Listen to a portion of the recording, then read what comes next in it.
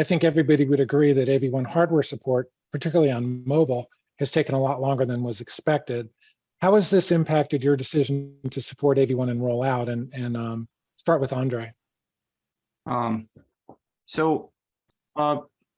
you know, we decided to support AV1 anyway, and that was basically, we anticipated that there will be hardware support going on. So I don't know if that took longer than expected. Typically, codecs, you don't have a wide hardware support from the start. There is some period when you start getting more and more hardware decoders. And basically what we decided is to go ahead with software decoding.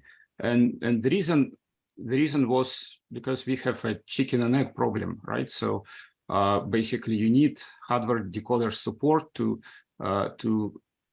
let's say decide to use the standard, but also probably vendors, they would also like to see that a codec is used for streaming, and probably they also would like to be able to test their implementation against some streaming services. So a good solution was to use software decoders, and I would say that it worked pretty well because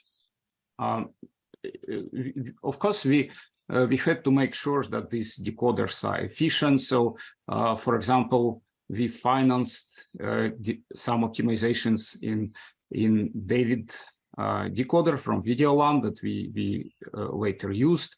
And in principle, I should say that software decoders, I think they worked okay from the decoding point of view. So you can get, of course, dropped frames every now and then compared to hardware decoders, but in general, this works. I guess the biggest difference with the hardware decoders is probably on the mobile, because you can get a more battery drain, basically, if you use software decoding. But currently, I would say we see that we are going ahead with mostly hardware.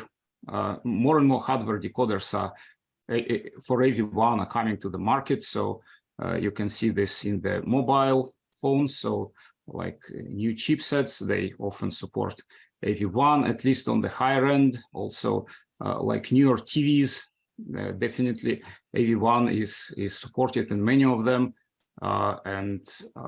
Yeah, so I would say that currently we are seeing the hardware decoding ramping up.